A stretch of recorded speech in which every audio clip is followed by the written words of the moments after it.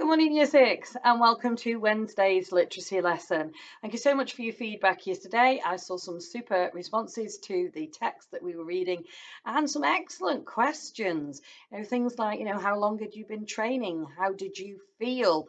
Um, were you surprised that you managed to succeed having failed last year? So some really good in-depth questioning and some future journalists, I think, out there. So let's have a little look at what we're going to be doing today then. So we're going to start off with a spelling activity, and our learning question says, can I use the shall suffix in context? And you've got the shall spelled the C-I-A-L and T-I-A-L, which gives you a clue that you're going to be using either spelling of the suffix. Now, some of these words have been in our spelling list last week, and some are in this week, and some are not. So you might need to use an online dictionary to be able to find the words that you need to answer the questions, fill in the missing blanks. So you've got a series of questions on the board, and you've got to find a word ending in the suffix shall, either C-I-A-L or T-I-A-L, to fill the blanks. So we've got 1 to 5 here, and then I'll scroll the board up and you'll be able to freeze it at both points and then be able to see and answer them. So number 1 says, the athlete has shown a lot of something in their recent competitions. So what is a word that you think would fit in that gap that ends in T-I-A-L or C-I-A-L? Then I only take on something occasions like my birthday. That was definitely in our word list last week. These documents are something you must not look at them. So a big clue with you must not look at them. A judge must remain something so that they can judge fairly. So you need to have a little look and find that. Bit of a tricky one, that one, but I'm sure you'll find it. Then this mansion is almost something because it is very spacious. Okay, and then if I scroll the board up, then we've got, you have a something amount of homework to complete over the weekend. And I know that that appears in our word list this week. That plant is something as it was made by people and not by nature. That was definitely in last week's set of words. There are 2 synonyms of important in our spelling rule. They are something and something. So if you look up the word important, hopefully you will find the 2 missing words. And I think this is a little bit tricky, so I'm going to give you a bit of a clue here. My something impression of the character was that they are very rude and now, I like them. So here you need to find a synonym for first that has T-I-A-L or C-I-A-L. All right, so in your purple book then, you are going to put today's date and learning question.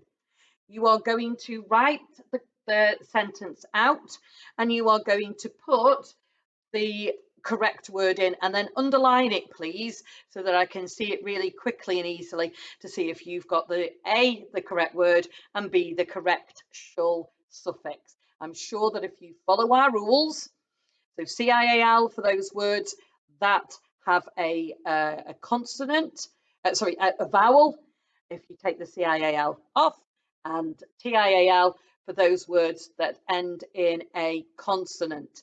Okay, so have a little look and watch out. There may be an exception word, so just double check with the spellings. Okay, right, so pause the video, off you go. Right, well done, Year 6. I am sure I've got some fantastic shall suffix spelling work there. Now we're going to have a little look at our handwriting. And I must say, I'm seeing a huge improvement in handwriting at the moment. And Tony, I've spotted your work as well. You're really trying to get your handwriting a really consistent size. So well done. So what I'm going to do now we've looked at those tricky words and we've practiced them a little bit. We're going to start with the letters of the alphabet. We're going to start with A, and we're going to look at how we join the letter A to various different letters. Okay, so I've got artificial. It's my first word, and it's good to practice our F as well, and especially for me because I keep having to get it into my head. So let's have a little look. So I start lead into the A, get my F, C, I, A, nice tall L, and then I can dot and cross. Okay, artificial. Now we've got amused, lead into the A, M, U, S, E, D. I'm making sure those lowercase are the same height. Okay. Then we've got achieve, so A, C, I, E, nice pointy V, don't make it look like a U. Okay. I'll do that again because I didn't lead into the A that time. Okay. There we go. Dot the I at the end. All right. Then I've got a appear. So I've got that double P, lead into the A. P sits on the line. It's not a capital here. Okay. And again, make sure I've got the right size. And then finally, we've got asked. So, the lovely K work that we did previously. So you're going to put underneath the spelling work, can I practice my handwriting? You are going to do 2 lines of each. You might want to do a line, leave a line, do a line, leave a line, etc. But 2 lines of artificial, amused, achieved, appear, and asked. I am sure I'm going to see beautiful handwriting. Pause the video, off you go. Okay, now you've done some beautiful handwriting, you're going to put it to use. And we're going to have a little look at a little starter activity. We're leading into using the work that you did on Monday, your metaphors and similes and personification, etc. All of that lovely figurative language. We're going to be using it to create our description of that beautiful waterfall scene. Okay, but we need to sort of warm ourselves up first of all. So in your new writing book, you're going to go to page 7. And at the top of page 7, you will see this little activity. I'm just going to scroll it up. Now you've seen the learning question. I'm going to scroll it up so that you can see. So you've got a story. It's a mystery story. And it's about Detective Wan, okay, and a mystery that's going on. So Detective Wan looked around the crime scene. He looked at the safe that was wide open. Inside the safe was a handwritten note. The note read that the thief had struck again and that Detective Wan's pet poodle was next. But Detective Wan was not scared or terrified, and he pulled out his magnifying glass to look around the crime scene for clues. So it's okay, but I know you would write this opening so much better. So what you're going to do is in your book, you're going to, just like they've given you some examples here, so use a more interesting verb, add more description of the setting, you're going to make marks on the page to see what you would change. So for example, here again, I would have a look there. I'd also look here because I think you could have a better opener. You know, he looked very boring. Okay, so have a look at, you might have scanning the room. He looked at the, you know, and changed looked. He observed, you know, I don't know. Have a little look and see. He's looked at the safe. So you could have a noun phrase here. Get some adjectives in going here. So some adjectives to describe. So get a noun phrase. Okay, inside the safe was a handwritten note. What was the note written on? Okay, so we need description here. Okay, what's the note written on? So you get the idea. You're going to have a look, page 7. You don't need to do the extra challenge. You don't need to do that. But what you do need to do, have a look. What would you change? How would you make that more interesting? What's missing out of it? All right. Pause the video. Have a go. Okay, so now you're thinking about some fantastic writing. We're going to have a little look at our beautiful waterfall picture. You will find your beautiful waterfall picture on page 4 of your book. Okay, so have a little look at that. and you will find your book, your page there. Okay, the beautiful waterfall scene. So on the board here, if we're thinking about a description, what are the kind of things that we need to be describing? Well, we need to think about the weather. So here it's sunny and it looks warm, doesn't it? So I'm going to put here sunny, and I'm going to put warm. Okay. So sounds. So I might be hearing the splash, okay, of the waterfall. I heard some of you wrote things like gurgle in yours last on Monday. So I'm going to put gurgle because you can hear that sort of that beautiful sound of the water. Okay, you might hear that, the trickling. Okay, you also might hear things like the trees swaying, the swishing. You might hear, rustling of leaves. Okay, you might hear fish jumping in the pools. There might be some birds in the trees. So it's thinking about all of those things that you could put in. And then the sights, well, we can see the water cascading over the terrible W, Mrs. Heavey. Okay, let me just rewrite that word. Okay, it's because I'm leaning over, isn't it? Okay, so let me do it again. Oh, that looks better. Okay, so water, you can see the vegetation. So here, the vegetation. Okay, you can see the pools, you can see the rocks. We've talked about the sunlight streaming through. You might see reflections. Okay, so all sorts of things that you can see. So what can you smell? Well, you might be able to smell that sort of that sort of that leafy, that leafy smell, sort of the vegetation again. So you might be able to sort of taste that in the air. You might, what do you feel? Well, things that you might feel that sort of calm. Okay. So thinking about emotions, you might feel peaceful, but if you have a little look, you can touch all sorts of things as well. So you can feel the leaves, you might be able to feel them tickling. So the leaves tickling. Okay. There might be the sharp stones. Sharp stones.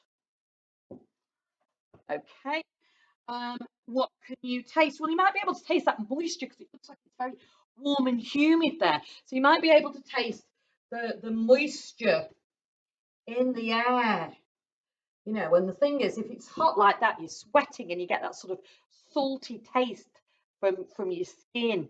Okay, so you might be able to that salty. We'll put a nice word instead of sweat, salty perspiration. Okay, so perspiration. So instead of sweat, salty perspiration.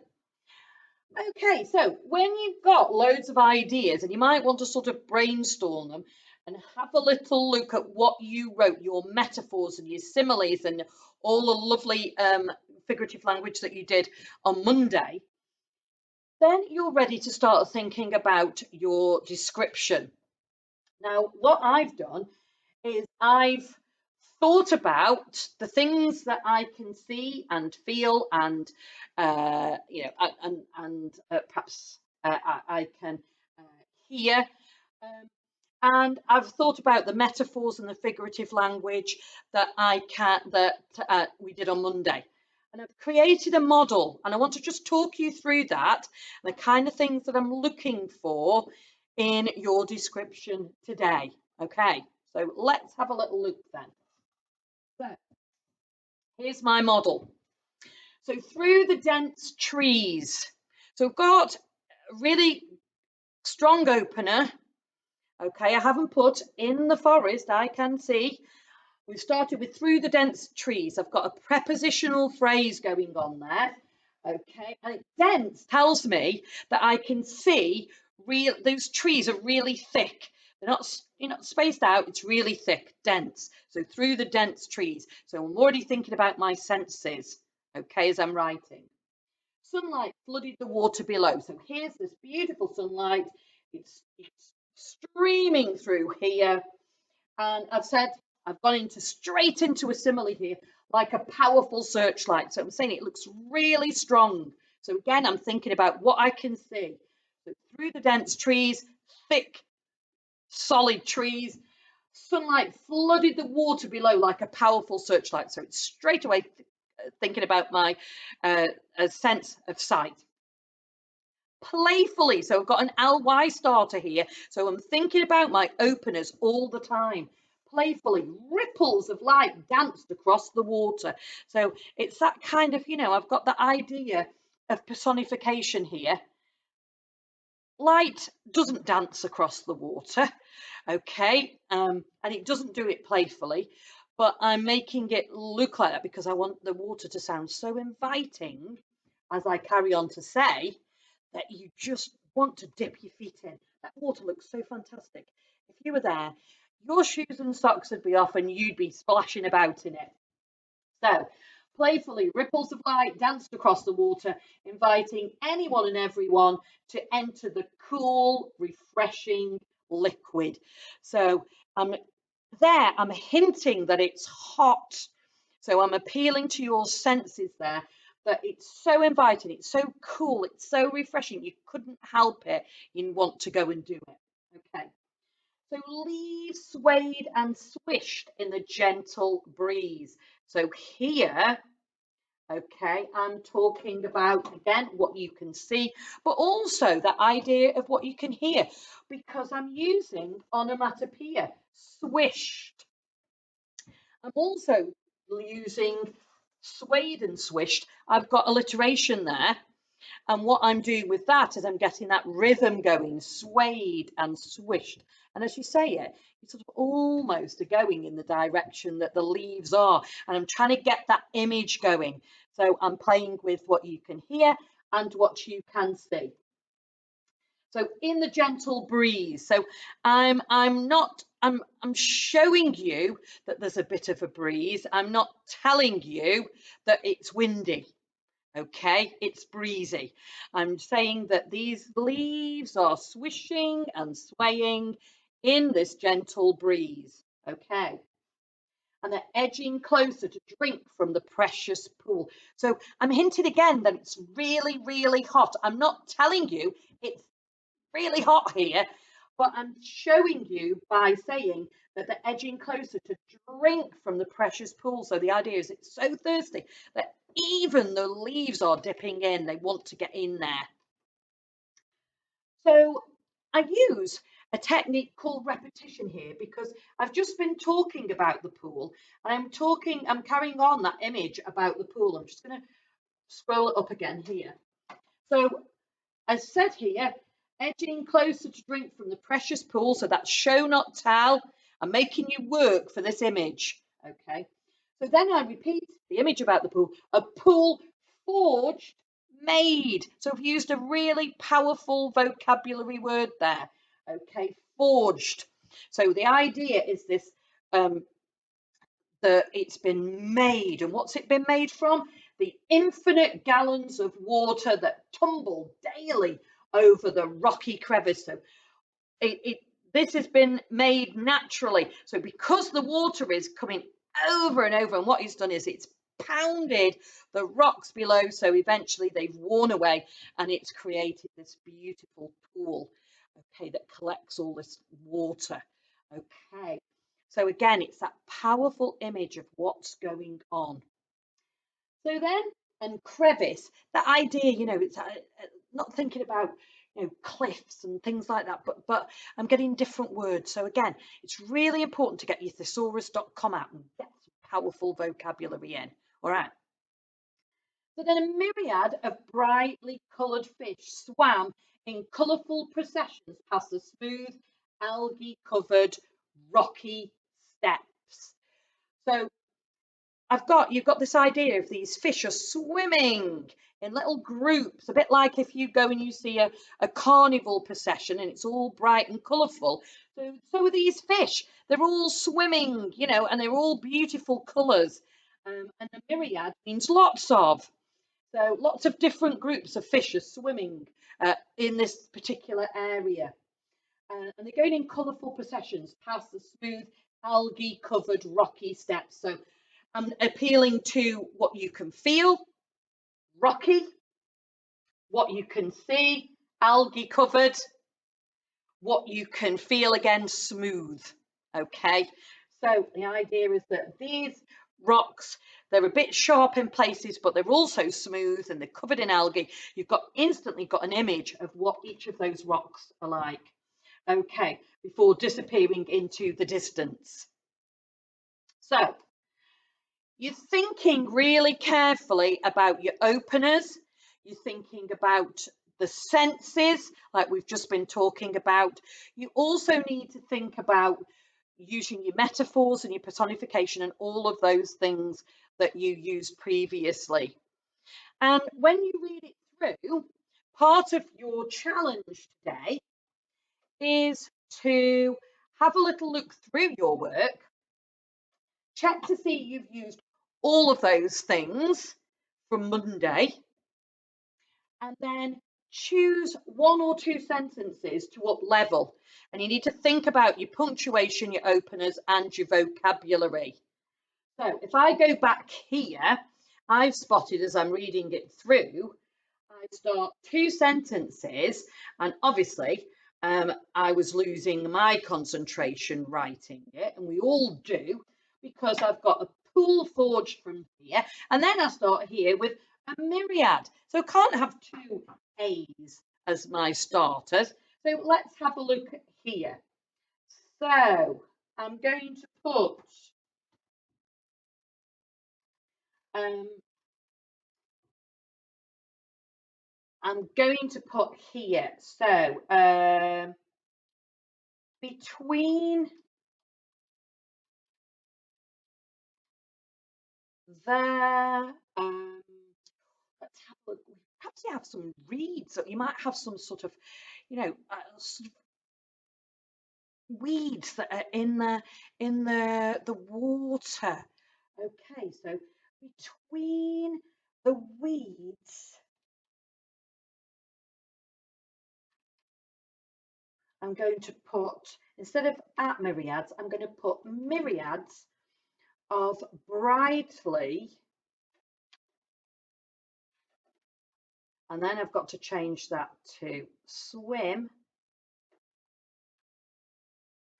So between the weeds, okay, and I could change that still, even when I'm looking at it. So I could put between the billowing, because it's the idea that they're like floating and sort of, you know, they're just looking, you know, that idea that they're sort of rippling out. So between the billowing weeds, myriads of brightly coloured fish swim in colourful processions past the smooth algae covered rocky steps before disappearing into the distance.